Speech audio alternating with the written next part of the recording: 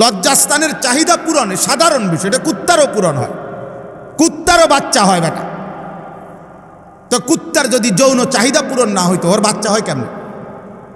শূকরেরও বাচ্চা হয় বেটা, পেশাব পায়খানা ওদেরও হয় বেটা, খাবারের চাহিদা ওদেরও পূরণ হয়, লজ্জাস্থানের চাহিদা ওদেরও পূরণ হয়। এ তো কেমন কিছু না।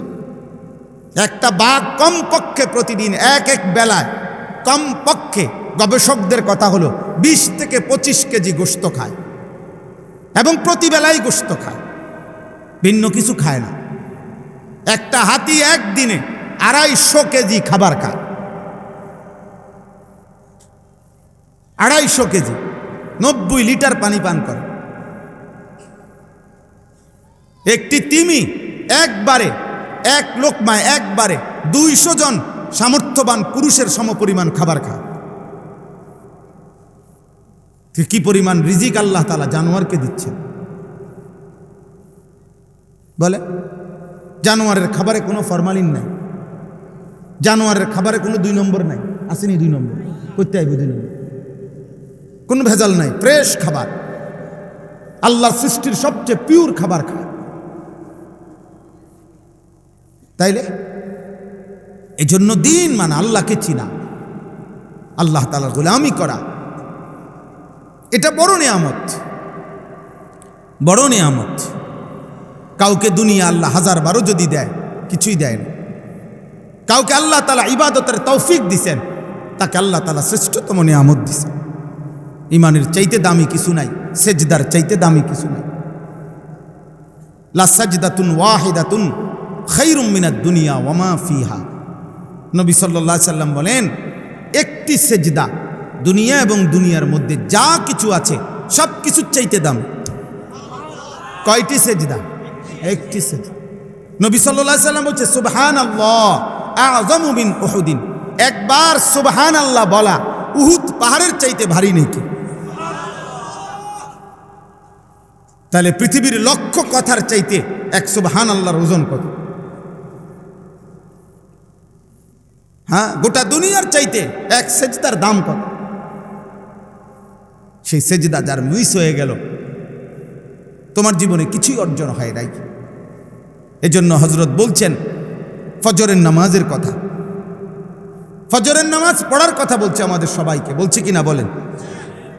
কোরআনুল কারীমের মধ্যে আল্লাহ তাআলা বলছেন, ইন্না কুরআনাল ফাজরি কানা মাশহুদা। আল্লাহ তাআলা বলেন, আমার কোটি কোটি ফেরেশতা সারা রাত এই জমিনে যারা ডিউটি করে আল্লাহর জমিনে তারা, এবং সারা দিন যারা ডিউটি করবে তারা, এই 2 দল ফেরেশতা সকলেই এবং ঈমানদার মুমিন সকলেই ফজরের নামাজে একত্রিত হয়, জমা হয়। এজন্য আল্লাহ তাআলা ফজরের নামাজের বৈশিষ্ট্য বলছে মাশহুদ। ফজরের নামাজ অ্যাসেম্বলির সময়, ফজরের নামাজ সম্মেলন, ফজরের নামাজ আল্লাহর অনুগত বান্দাদের একত্রিত হওয়ার সময়। আল্লাহর কোটি কোটি ফেরেশতা, তাজতামিউ মালাইকাতুল লাইল ওয়া মালাইকাতুন নাহারি ফিল ফজর। নবীজি বলছে, রাত্রির যত ফেরেশতা ডিউটি করে, দিনে যত ফেরেশতা ডিউটি করবে, সব ফজরের নামাজে মসজিদের জামাতে উপস্থিত থাকে। হ্যাঁ, এজন্য রাসূলুল্লাহ সাল্লাল্লাহু আলাইহি সাল্লাম বলেন, ফজরের নামাজে যে অনুপস্থিত, পরিষ্কার হাদিস, সে মুনাফিক, সে মুনাফিক, মুনাফিক, সে মুনাফিক। লা ইয়াশহাদুহুমা মুনাফিকুন। ফজরের নামাজে অনুপস্থিত যে মুনাফিক, সে। এশা এবং ফজরে রাসূলুল্লাহ সাল্লাল্লাহু আলাইহি সাল্লাম বলেন, মুনাফিক আসতে পারে না। এশার নামাজ ছুটে কার? মুনাফিক যে। ফজরের নামাজ ছুটে কার? নবীজি বলছে, যে মুনাফিক তার। মুনাফিক। ইন্না আসকালা সালাতিন আলাল মুনাফিকিন সালাতুল ইশা ওয়া সালাতুল ফজর। আল্লাহ নবী সাল্লাল্লাহু আলাইহি সাল্লাম বলে, নিশ্চয়ই 2টি নামাজ যারা মুনাফিক তাদের জন্য আদায় করা খুব কঠিন। একটা হলো এশার নামাজ, আর একটা হলো ফজরের নামাজ। ফজরের নামাজ আল্লাহ নবী সাল্লাল্লাহু আলাইহি সাল্লাম বলেছেন, যদি এই 2 নামাজে কি পরিমাণ ফজিলত আমার উম্মত যদি বুঝতো লা আতাউহুমা ওয়ালাউ হাবওয়ান, তাহলে পাও যদি না থাকতো, হাঁটতে যদি না পারতো, তাহলে বাচ্চাদের মতো কনুই এবং হাঁটুতে ভর দিয়া হামাগুড়ি দিয়ে হলেও মসজিদে আসার চেষ্টা করত। কি পরিমাণ নেকি আল্লাহ দেয় যদি বুঝতুম। হায় হায়, হাজার হাজার যুবক, হাজার হাজার মুসলমান, মাঝবয়সী পুরুষ নারী দিনের পর দিন ফজরের নামাজ পড়ে, ফজরের নামাজ পড়ে। রাসূলুল্লাহ সাল্লাল্লাহু আলাইহি সাল্লাম বলেছেন, মান সাল্লা সুবহা ফাহুয়া ফি জিম্মাতিল্লাহ, যে ফজরের নামাজ পড়লো সে আল্লাহর জিম্মায়, আল্লাহর দায়িত্বে ঢুকে গেল। আল্লাহ তাআলা তখন বলেন, বান্দা আজকের দিন তোমার আমি দায়িত্ব নিলাম, আমি দায়িত্ব নিলাম, আমি দায়িত্ব নিলাম। রাসূলুল্লাহ সাল্লাল্লাহু আলাইহি সাল্লাম বলে, যদি তোমারে ঘোড়ার নিচে তোমারে যদি পিষাও ফেলে, ঘোড়া যদি তোমারে মারায়, মানে ঘোড়া তোমারে শরীরের মধ্যে উঠে গেছে তোমার, এমনও যদি কষ্ট হয়, এমন বিপদও যদি তোমার হয়, তারপরও ফজরের 2 রাকাত সুন্নাত ছেড়ো না,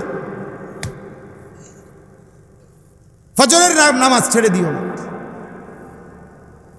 কি পরিমাণ গুরুত্ব দিছেন আব্বা রাসূলুল্লাহ সাল্লাল্লাহু আলাইহি ওয়াসাল্লাম।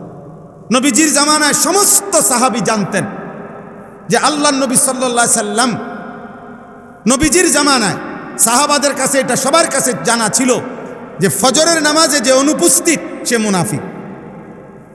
সাহাবারা এটা জানতেন। নবীজি সাল্লাল্লাহু আলাইহি সাল্লামের জামানায় যাকে নবীজি যার ইমানের ব্যাপারে সন্দেহ করতেন, বাহ্যিকভাবে কালেমা পড়ছে কিন্তু সন্দেহ হইছে লোকটা পূর্ণ ইমানদার নাকি মুনাফিক, তা আল্লাহর নবী সাল্লাল্লাহু আলাইহি সাল্লাম তাকে ফজরের নামাজে তালাশ করতেন। 2 দিন 4 দিন না দেখলে বলতেন, আমি এমনটাই ভেবেছিলাম, অর্থাৎ সে মুনাফিক। মুনাফিক। কোরআনুল কারীমের মধ্যে আছে 3টা জাতি, লূত আলাইহিস সালামের কওম, শুআয়ব আলাইহিস সালামের কওম, সালেহ আলাইহিস সালামের কওম। এই 3 নবীর জাতি, হুদ আলাইহিস সালাম, শুআয়ব আলাইহিস সালাম, সালেহ আলাইহিস সালাম, এই জাতিদেরকে আল্লাহ তাআলা ধ্বংস করে দিয়েছেন আযাব দিয়ে। এই 3টা জাতি আল্লাহ কোরআনে আছে ধ্বংস করছেন আযাব দিয়ে, নাফরমানির কারণে। খোদার কসম, ফজরের ওয়াক্তে। ফাআসবাহু লা ইউরা ইল্লা মাসাকিনুহুম, আল্লাহ বলে এভাবে ধ্বংস করছি আমি, সকালবেলা ফজরের ওয়াক্তে দেখা গেল তাদের ঘরগুলো ছাড়া একজন মানুষ, একটা কুলের বাচ্চাও বাইচা নাই। ফাআসবাহু সুবহ, ফজরের ওয়াক্ত। এজন্য ফজরের ওয়াক্তে জালেম ধ্বংস হয়ে যায়, ফজরের ওয়াক্তে প্রজন্ম ধ্বংস হয়ে যায়। আমার হুজুর বলার কারণে আমি এতগুলো কথা বললাম। ফজরের নামাজ মুমিনের নামাজ, ফজরের নামাজ হিম্মতের নামাজ, ফজরের নামাজ ইনকিলাব, পরিবর্তনের নামাজ, ফজরের নামাজ মাহাদির সৈনিকের নামাজ, ফজরের নামাজ দাজ্জালের বিরুদ্ধে লড়বে যারা, সেই মুজাহিদদের নামাজ। হ্যাঁ হ্যাঁ, এটাই হাদিসের বর্ণনা। হিম্মতওয়ালা মানুষের কাজ এটা। কাপুরুষ, আকামলা, অপদার্থ, বেহুদা, ফালতু মানুষ, জীবনটা যার কাছে ভাত মাছ আর পেশাব পায়খানা, জীবনটা যার কাছে লজ্জাস্থানের চাহিদা, জীবনটা যার কাছে হতনার গুঞ্জাউন, এই আকামলার কাছে ফজরের নামাজ পড়া কঠিন, ইমানদারের জন্য সহজ। জীবনের উদ্দেশ্য যার কাছে ভাত, পেশাব, পায়খানা, ঘুম, বাথরুম। হ্যাঁ হ্যাঁ মিয়া, ওই দেখেন, ওই বেয়াদফ দেখেন, ওই বেয়াদফ মোবাইল আলগি দিয়ে রাখছে। তোমার মতো বেয়াদফ উঠে গেলে ভালো হয় আব্বা, একজন ভালো মানুষ বসতে দাও।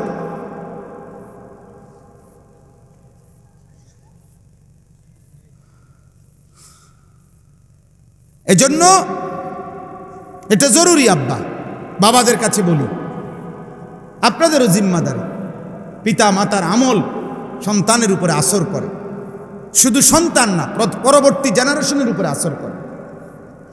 পিতা মাতার খামখেয়ালি সন্তানের জিন্দিগি নষ্ট করে। কোরআনুল কারীমের মধ্যে আছে, মুসা এবং খাজির, মানে যাকে আমরা খিজির আলাইসাল্লাম কই, ওনার জীবনীর মধ্যে ওনার ঘটনার মধ্যে আছে হজরত খিজির আলাইসাল্লাম একটি এলাকার একটি দেওয়াল কাত হয়ে গেছে, সোজা করে দিছিলেন। তো ওইখানে আছে, উনি বলছিলেন মুসা নবীকে, এই যেই দেওয়ালটা আমি সোজা করে দিছি, এই দেওয়ালটার নিচে দুইটা এতিম বাচ্চার তাদের বাবার রেখে যাওয়া সম্পদ, গুপ্তধন, বাবার রেখে যাওয়া সম্পদ আছে মাটির নিচে। আর কয়েকদিন তাদের বয়স সাবালক হবে এরা, এই এতিম বাচ্চাগুলো। এরা সাবালক হলে এরা এই সম্পদগুলো আল্লাহর কুদরতে খুলবে আর এগুলো তারা ব্যবহার করবে। এখন এই ওয়ালটা যদি এটার উপরে পড়ে যায়, তাইলে এর উপরে মাটি জমে গেলে এই বা এতিম বাচ্চা দুইটার জন্য এই সম্পদটা উঠাইতে কষ্ট হবে। এজন্য আমি আল্লাহর ইশারায় তাদের এই দেওয়ালটা সোজা করে দিছি, যাতে দেওয়ালটা না পড়ে, বাচ্চাগুলোর সম্পদটা উঠাইতে যেন কষ্ট না হয়। তো ওইখানে একটা কথা আছে কোরআনে, ওয়াকানা আবুহুমা সালিহা, কারণ এদের বাবা ছিল এই দুই বাচ্চার নেককার বাবার বরকতে আল্লাহ আমার মতো খিজিরকে দিয়ে এতিম বাচ্চার সম্পদের হেফাজত করে দিল। হিসাব করছেন? ওয়া আম্মাল জিদারু ফাকানা লিগুলামাইনি ইয়াতীমাইনি ফিল মাদিনা ওয়া কানা তাহতাহু কানজুল লাহুমা ওয়া কানা আবুহুমা সালিহা। নেক বাবা, দিনদার বাবা, দিনদার মা অনেক বড় নিয়ামত। এজন্য যারা চাচা, বাবা, অভিভাবক, আপনি বিড়ি খাবেন আর আপনার সন্তান মানুষ হবে না, উপার্জন হবে। আপনার ফুতো কামাই শিখবে, রোজগার শিখা আর মানুষ হওয়া এক কথা না আব্বা।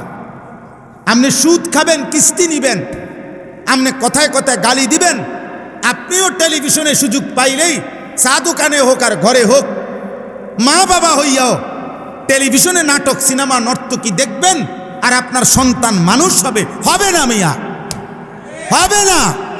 একেবারে দৈন্তার নয়, কেন না হবে না, উপার্জনকারী প্রাণী হবে, ইকোনমিক্যাল অ্যানিম্যাল। যে উপার্জন শিখছে, উপার্জন রোজগার করতে আরে পয়সা কামায়, হেতো আমনও কামাইছেন, হেতো পয়সা কামায়। উপার্জন করা আর ইনসান হওয়া এক কথা না।